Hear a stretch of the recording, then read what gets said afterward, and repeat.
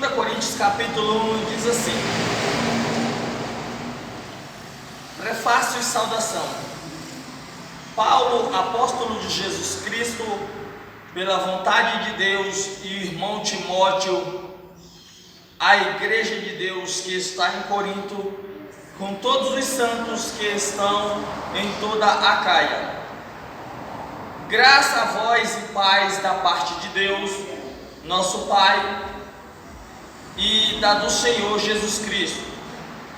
Bendito seja Deus e Pai do nosso Senhor Jesus Cristo, o Pai das misericórdias e o Deus de toda consolação, que nos consola em toda a nossa tribulação, para que também possamos consolar os que estiverem em alguma tribulação, com a consolação com que nós mesmos somos consolados de Deus. Porque como as aflições de Cristo são abundantes em nós, assim também a nossa consolação sobeja por meio de Cristo. Mas se somos atribulados, é para a vossa consolação e salvação. Ou se somos consolados, para a vossa consolação, é a qual se opera suportando com paciência as mesmas aflições que nós também padecemos. E a nossa esperança acerca de vós é firme, sabendo que, como sois participantes das aflições, assim sereis também da consolação. Porque não queremos, irmãos, que ignoreis a tribulação que nos sobreveio na Ásia, pois que fomos sobremaneira agravados, mais do que podíamos suportar, de modo tal que até da vida desesperamos, mas já em nós mesmos tínhamos a sentença de morte, para que não confiássemos em nós, mas em Deus que ressuscita os mortos, o qual nos livrou de tão grande morte e livrará quem esperarmos que também nos livrará ainda, ajudando-nos também vós com orações por nós, para que pela mercê que por muitas pessoas nos foi feito, por muitos também sejam dadas graças a nosso respeito, porque nossa glória é esta, o testemunho da nossa consciência, de que com simplicidade e sinceridade de Deus, não por sabedoria carnal, mas na graça de Deus temos vivido no mundo e maiormente convosco.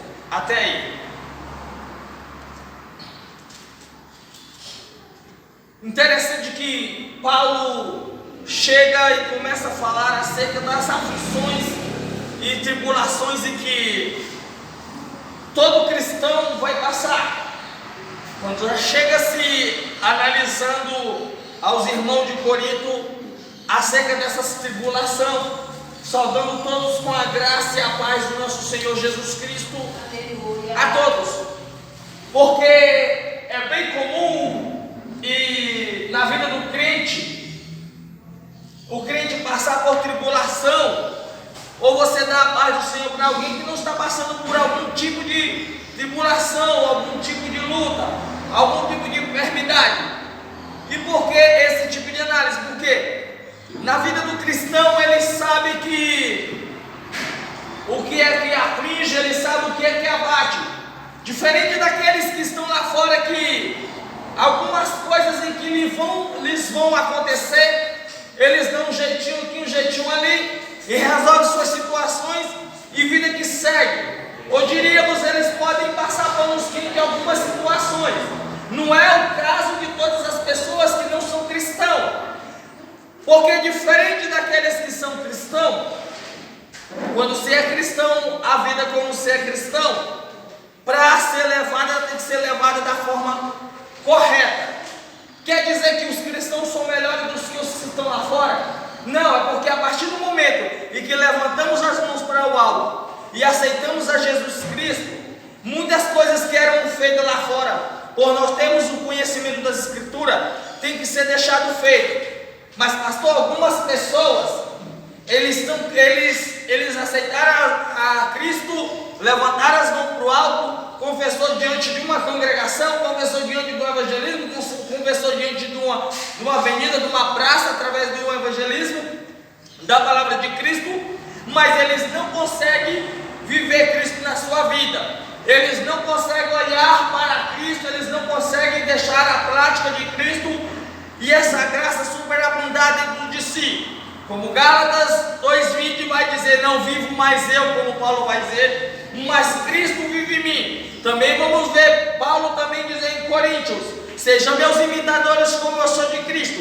Quando Paulo fala essa palavra, faz a analogia dentro de si, Paulo já se conhece que ele não vai desviar por conta de tribulação, ele não vai desviar por conta de que está passando dificuldades de alimento, dificuldades financeiras, está por meio de crises políticas, onde o que está lá fora também vai abalar ele. Ele não está entrando em estados emocionais onde o seu emocional é abalado.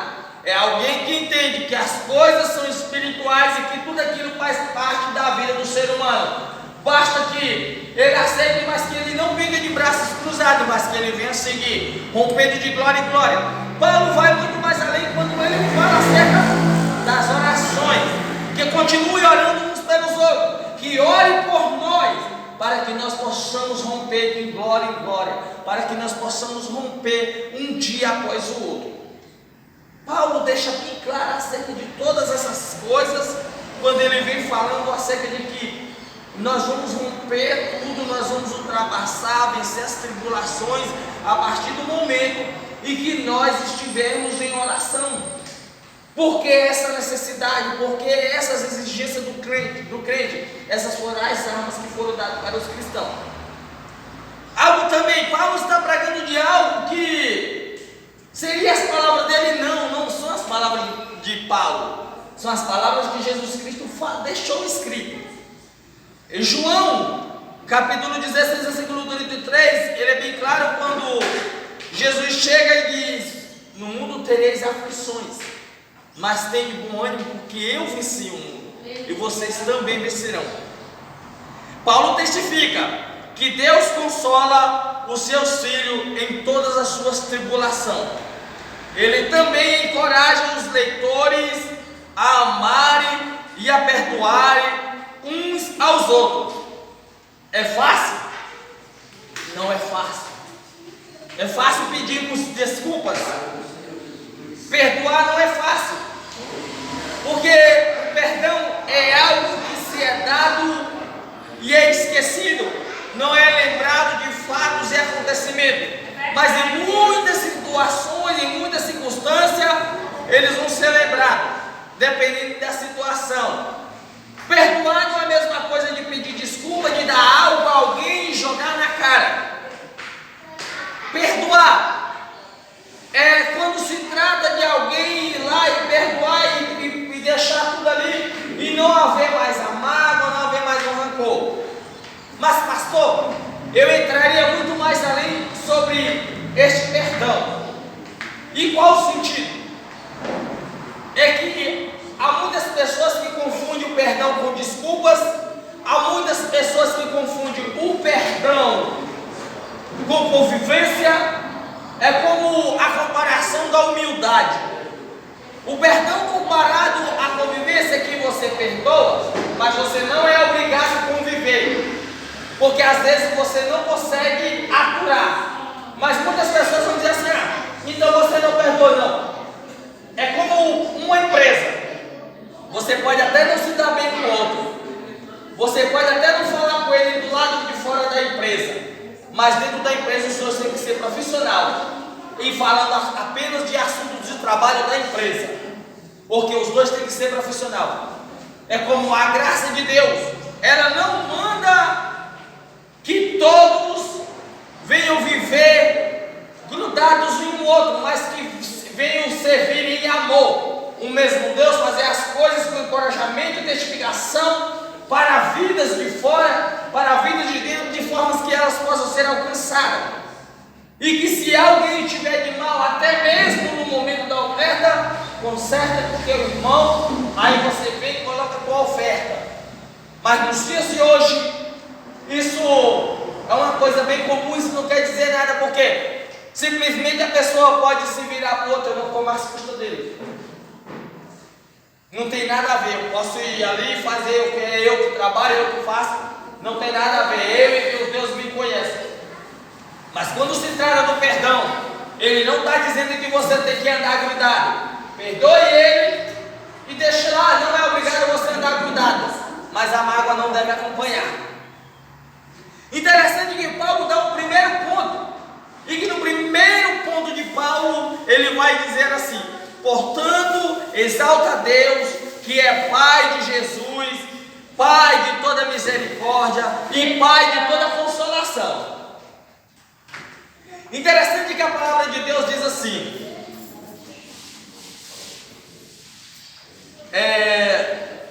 ela diz assim, que as misericórdias do Senhor, ela se renova a todas as manhãs, após colocarmos a planta dos nossos pés sobre o chão. Muita gente já ouviu dizer, eu ouvi talvez umas 2 semanas, tem um mês, eu escutei um pregador dizer que a palavra de Deus se renova todos os dias. Não é a palavra de Deus que renova-se todos os dias. O que se renova todos os dias são as misericórdias do Senhor. Tanto é que a palavra de Deus, ela manda ser pregada em instante, em tempo e fora de tempo. É isso que a palavra de Deus diz. Quando Paulo testifica em Deus acerca dessa consolação, Paulo está dizendo que Deus consola os seus filhos em todas as suas tribulações. Ele está dizendo: olha, vocês estão passando perseguição, olha, vocês estão perseguindo uns outros, olha, vocês estão olhando para o lado de fora, estão apontando, vocês estão julgando o seu irmão, mas eu, como servo de Deus, apóstolo, vim aqui e prego para você. Paulo, ele exortava a igreja, mas ele consolava, ele dava vida à igreja. Porque de nada adianta nós pregarmos e não procurarmos colocar a vida em pé, colocar a testificação para que o meu irmão venha receber aquela palavra, e ele venha receber a palavra e venha se sentir revigorado, venha se sentir renovado, venha se sentir fortalecida. Ele venha se sentir assim: eu estou no lugar certo, eu estou no caminho certo. É como dizer, alguém chegar e perguntar: qual é a igreja certa? É a igreja católica? É a Assembleia de Deus? É a pentecostal? Qual é a igreja correta? A igreja certa não é aquela que diz na placa: é essa, é a igreja tal. Não, a igreja certa é aquela que edifica a sua fé, renova suas forças, te levanta do fundo do abismo, resgata aquele que está na sarjeta, mostra para ele que Cristo liberta, mostra para ele que Cristo transforma, mostra que Cristo é salvação. A igreja certa é aquela que prega salvação, que prega amor ao próximo, que estende a mão àquele que está necessitado. Essa é a igreja certa, essa é a igreja correta, que se deve buscar a Deus, que se deve estar junto. A igreja que abraça, independente de estar fedendo, independente de estar cheirando. E por que você diz isso dessa forma, pastor? Porque a igreja também é como uma repartição pública, em que pode se entrar e sair, e que vem gente de todas as formas. A igreja é comparada como um hospital para os doentes. Mas muita gente vão dizer que nos últimos dias de hoje, isso não é mentira. As pessoas que estão lá fora, que estão observando muito mais do que estão dentro, vão dizer que a igreja hoje não é mentira. Não é necessário estar dentro do campo de futebol para enxergar os erros. Não é necessário estar com a bola nos pés, mas quem está do lado de fora, ou do tabuleiro de xadrez, ou do tabuleiro de dama, vê muito mais os lances que estão acontecendo dentro do que quem está dentro do lance.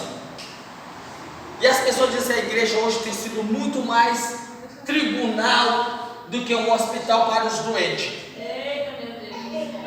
com muitas acusações, com muitas injustiças, com muitas coisas erradas. Corrupção está em todos os lugares. Corrupção há em todos os lugares. Quando as pessoas de fora olham e começam a analisar essa situação, não são mentiras essas coisas que as pessoas de fora veem. Eles estão do lado de fora somente observando quem está dentro. Eles estão nos observando todos os dias.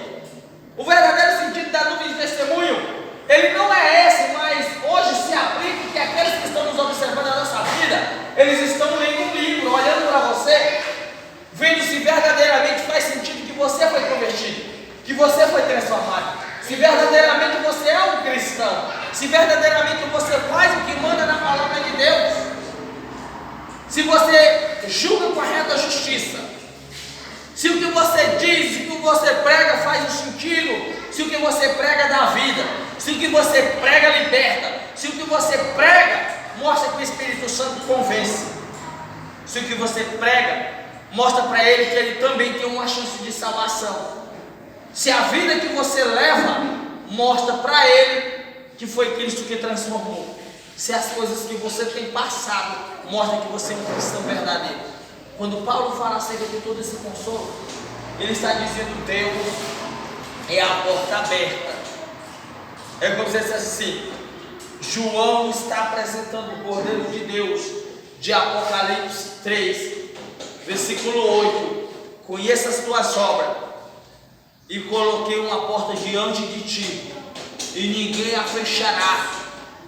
Evangelho de João, capítulo 10, versículo 9: Você entrará e sairá e acharás pastagem. Você terá uma vida diferente da vida que você levava antes. Quando Jesus faz todas as análises, quando os publicanos estão com ele, sentados à mesa, e pecadores e os fariseus vêm e começam a criticar Jesus, que ele senta e come com publicanos e pecadores, se come e bebe com publicanos e pecadores, e eles sentam com ele. Jesus diz assim: não necessita de médico aqueles que estão sãos, mas aqueles que estão enfermos. Eu vim para os pecadores, para que eles tenham arrependimento. Nenhuma dessas pessoas elas são perfeitas. Nenhuma dessas pessoas que estão diante da presença de Deus, eles estão aqui porque eles acham que eles não estavam necessitando, porque eles queriam ver. Só que muitas pessoas vão pregar o Evangelho de forma, ou se estão pregando o Evangelho de forma em que algumas pessoas vão achar que o Evangelho ele é para casa, carro, um Evangelho da prosperidade. Não, o Evangelho não é isso, mas o Evangelho pode te proporcionar isso. Aleluia, Deus, obrigado. O Evangelho pode te proporcionar isso mediante as suas conquistas, mediante as suas bênçãos. Por quê? Porque muitas coisas que vocês vão conquistar depois que... é porque você abriu os seus olhos de como levar a vida, de como fazer, do ato de bondade seu. Claro que Deus abençoa essas pessoas sim, mas o Evangelho ele veio para nos proporcionar a salvação. O Evangelho veio para nos proporcionar que nós devemos continuar firme, porque do que adianta nós estarmos na presença de Deus somente pelo que nós vamos ganhar em troca de bens materiais. O que nós queremos é ser salvo. O que nós queremos é ter uma vida em Cristo. Não é aquela vida em que nós estamos aqui por interesses próprios, mas interesses de ter amor ao próximo, interesse de amar a Deus sobre todas as coisas, de tendo e não tendo, de tendo forças para buscar a sua pouca força, mas encontrando Cristo em todos os momentos. E que às vezes você vai pregar quando te necessita, quando te falta algo, mas você entendendo que outras pessoas também estão necessitando desta mudança, que outras pessoas também estão necessitando desta consolação, estão necessitando de uma exaltação. E nem sempre a exaltação é aquele exaltar de ego, mas exaltar aqui é levantar alguém que está cabisbaixo, Ele levantará alguém que está se sentindo no fundo do poço, Ele levantará alguém que está se sentindo amarrado, Ele levantará alguém que já não tem mais força para lutar, para guerrear, para brigar pela sua família, que não tem forças para aconselhar, que não tem forças para receber o conselho de ninguém, que não tem forças para vir à igreja. Esse altar em que se é procurado é o altar na presença de Deus que vem e te mostra que ainda há esperança, que ainda há possibilidade de transformação, edificar a vida, buscar uma vida. No segundo ponto de Paulo diz assim: portanto, Paulo conta aos Coríntios sobre as adversidades que eles sobrevieram para encorajar a fé deles. É interessante que Paulo, ele mostra, e algumas pessoas conhecem: olha, eu estou passando por essa perseguição, eu passei por isso, eu passei por aquilo ali, eu fui açoitado, eu fui apedrejado, dado como morto, mas no momento em que eles me deram como morto, eu levantei e saí correndo, saí caminhando, porque eu entendi que ainda estava vivo, e enquanto me sobrava fôlego de vida, enquanto o fôlego de vida não foi me tirado, eu continuo adorando a Deus. Eu não parei diante das adversidades. Quando o navio vem a náufrago e eu estou naquela ilha, eu poderia ter parado, mas eu não parei. Eu fui curar aqueles que estavam enfermos. Quando eu fui picado pela serpente, era como se Paulo estivesse dizendo isso. Quando eu fui picado pela serpente, porque as serpentes de ilhas, a maioria são venenosas, de venenos mortais. Fui picado pelaquela serpente quando procurava graveto para trazer fogo, para aquecer, para fazer algo ali para aqueles irmãos que estavam ali, aqueles homens que estavam ali, que não conheciam ali. Eu enfermo, mas eu fui curar aqueles que estavam ali necessitando. Eu necessitava de cura, mas fui curar aqueles que estavam necessitando de cura, mais do que eu, porque eles não conheciam. Quando eu precisava mais de fortalecimento, eu tive que fortalecer aqueles que estavam ali.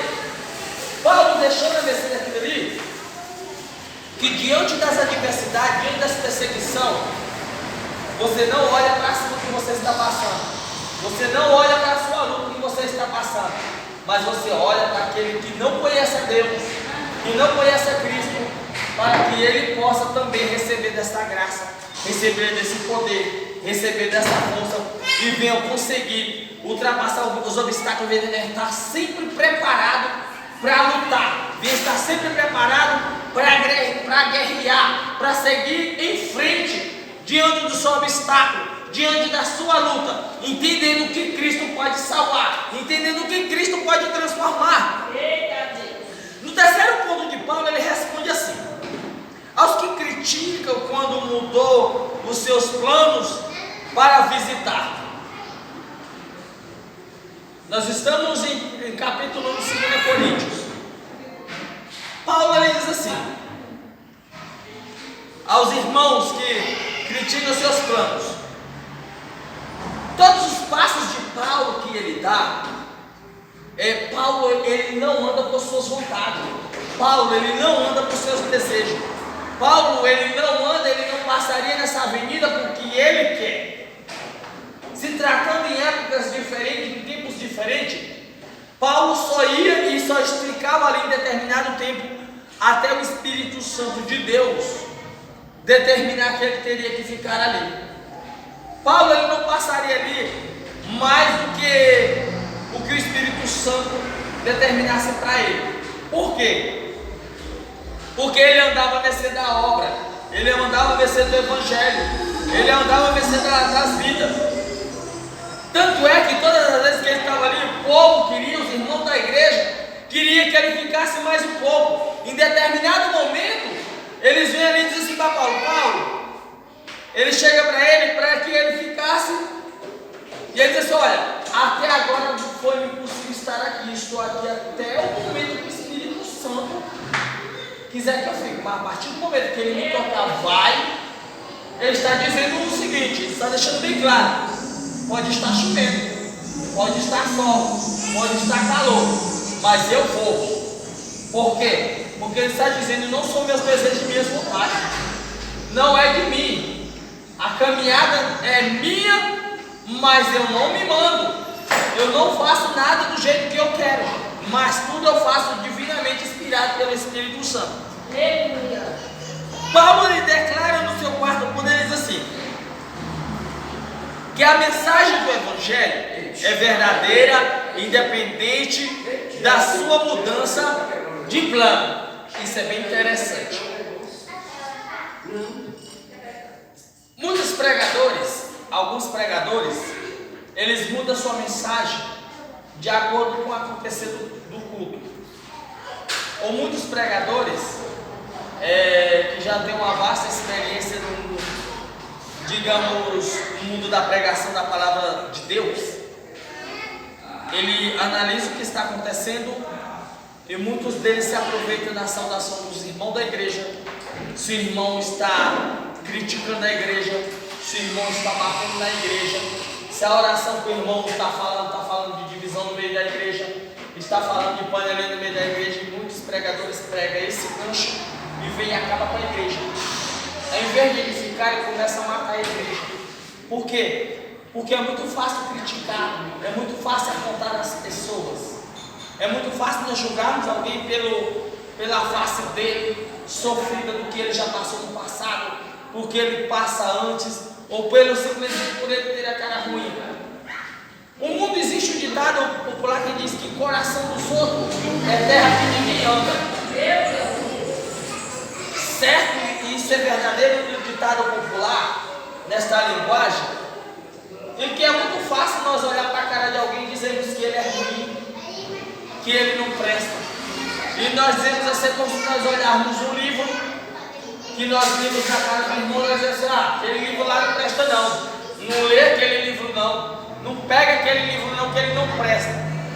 E outras pessoas já não pegam aquele livro porque fulano não disse para ele, me recomendou que eu não pegasse esse livro, porque este livro não traz conteúdos bons, este livro não tem futuro nenhum eu ler ele, este livro não me serve para nada, não adianta eu ler esse livro.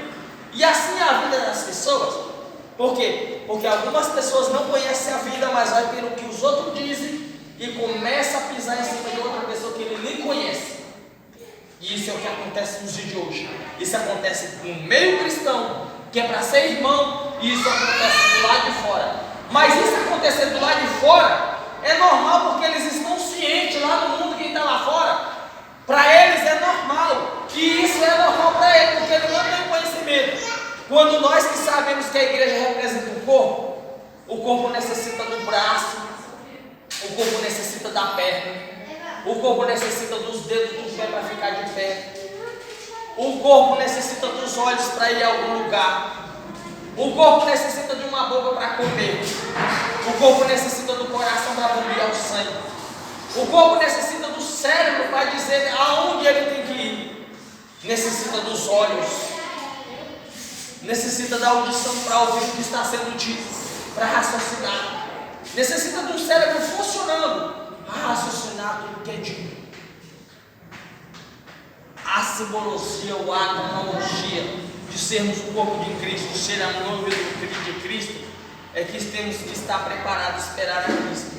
O que a noiva faz é esperar Cristo voltar.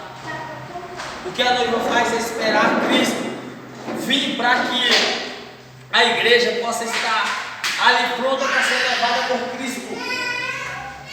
E se a igreja não estiver preparada, se a igreja não estiver vivendo como um corpo, ela é deficiente. E qual é o significado desse corpo sem uma perna, sem um braço? É que a necessidade que um corpo, em que lhe falta uma perna, e que lhe falta uma orelha, e que um cérebro não funciona, ou que uma boca é torta, ou que um dos olhos é cego, ou tem os dois olhos por completo cego, ele é deficiente. Ele quer uma igreja sem mácula, ele quer uma igreja lavada e remida pelo sangue do Cordeiro. Ele vai tirar um povo de dentro de outro povo, uma igreja de dentro de uma igreja. Ele vem buscar a Israel de Deus. Quando ele diz em Gálatas capítulo 5, que vem buscando a Israel de Deus, ele não está se referindo ao país de Israel, mas ele está se referindo a todos aqueles que seguem os mandamentos das Escrituras, a todos aqueles que servem um só corpo, a todos aqueles que estão à mercê da mensagem dele, do Evangelho, que tem amor ao próximo, que ama a Deus sobre todas as coisas, que faz tudo de acordo com os seus mandamentos, que faz tudo com o cumprir da lei, daquilo que Cristo vai dizer, que eu não vim para destruir, mas eu vim para cumprir a lei, que faz tudo à mercê do Evangelho. Ele está deixando bem claro que este corpo está preparado, que este corpo está completo, ele não está vivendo em deficiência. Mas quando este corpo começa a fazer coisas positivas e que alguém lá de fora vai olhar e começa a ver, e que este corpo está vivendo de uma forma em que agrada a Cristo, e algumas pessoas lá de fora vão olhar e ele começa a ver: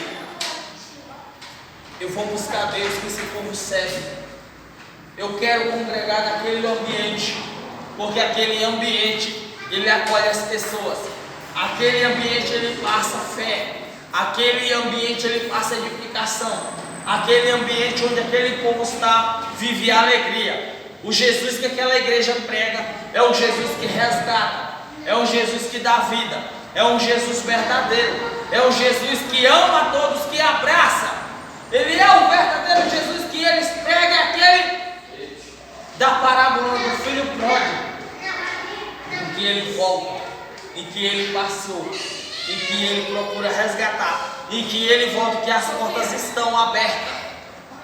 Esse Jesus que ele prega é o verdadeiro caminho, a verdade e a vida, e que esse é apresentado, e que ninguém vai ao Pai senão por ele. E a palavra que ele prega é a palavra que se encontra em Salmos 119, o verso 105, que vai dizer: e que lâmpada para os meus pés é a tua palavra e luz para os meus caminhos. A palavra que ele prega é a palavra que apresenta, não ele como homem, como pastor na frente, mas que apresenta e que fala de um outro pastor, e que dá a vida pelas suas ovelhas, que está pronto a deixar 99 e ir em busca de uma que está na príncipe, de uma que está perdida, e que coloca sobre o seu ombro toda a sua carga, todo o seu jugo pesado, e que esse é apresentado em Mateus capítulo 11, versículo 28, 29 e 30, que ele diz assim: vinde a mim todos que estáis cansados e sobrecarregados, porque o meu fardo é leve e o meu jugo é suave. Só que antes de dizer que o seu fardo é leve, o seu jugo é suave, ele diz: eu sou manso e humilde. Aleluia! Pastor apresentando essa ovelha.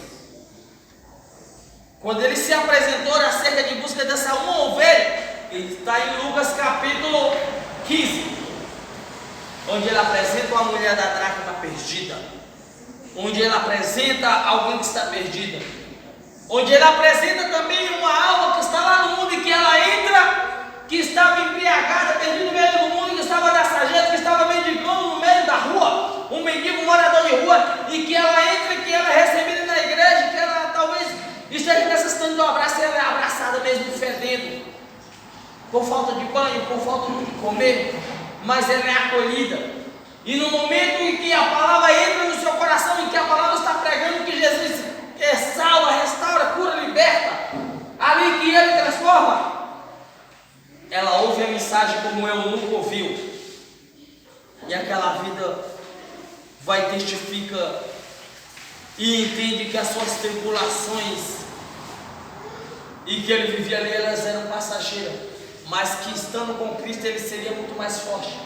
O Espírito Santo vai, numa palavra que confrontou dentro do seu coração, que só ele sabe por que ele estava ali, só ele sabe o que levava ele ali. O Espírito Santo convence, e ele vem na frente e levanta as mãos e confessa Jesus como único e suficiente salvador de sua vida. Glória a Deus, Pai. Quando ele é apresentado naquele momento que ele aceita ali, em Lucas capítulo 15 ainda, há momento de festa no céu diante dos anjos pelo aquele pecador que se arrepende.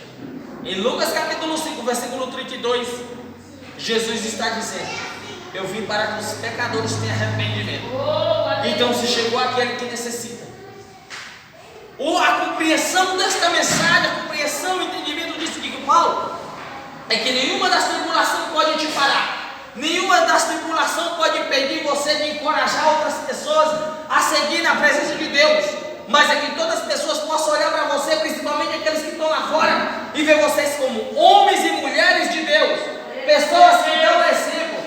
Pessoas em que não se deixam ser abatidos pelas adversidades, tribulações, pelas dificuldades da vida.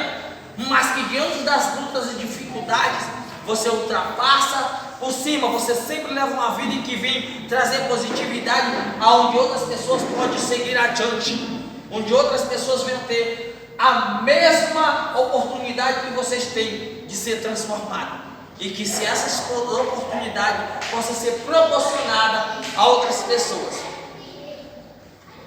Paulo diz assim: o Evangelho e as obras do Espírito do Senhor são mais gloriosas do que a letra da lei de Moisés. A natureza do amor e da glória de Deus é eterna. É necessário reconciliar-se com Deus por meio da expiação de Jesus Cristo. Tudo que ele fala é assim: confessa Jesus Cristo, confessa os teus pecados a Cristo, confessa tudo que tu tem passado diante da tua luta, pedindo que essa graça venha a ser transbordante, que essa graça venha a ser transformadora, que essa graça venha a alcançar outras vidas. Isso que Paulo mostra, ele não está dizendo que é como Paulo mostra: não fica de braços cruzados. Meu Deus, Pai. Porque estamos debaixo de uma boa coberta, temos um teto para morar, temos um teto para congregar. Não fique de braço cruzado, porque você tem uma chamada, porque ele foi apresentado no ministério e você fica de braço cruzado. Mas é como se ele disse assim: porém, abra seus braços. É como se ele dissesse, quando o anjo vem a Pedro, sacode a tua veste, cinge-te e sai. Mas é Paulo dizendo assim: vai, o Evangelho é para encorajar, é para alcançar aquelas vidas, é para que as pessoas venham olhar para você e venham enxergar em você o brilho do Espírito Santo, que você seja um refletor, o sal da terra, que aonde você chegar você venha fazer a diferença, que aonde você chegar você venha ser exemplo, que as pessoas venham olhar para você como cristão, como homens de Deus e mulheres de Deus, e que vocês venham alcançar outras vidas através deste Evangelho. Amém? Amém. Vamos colocar de pé? Glória.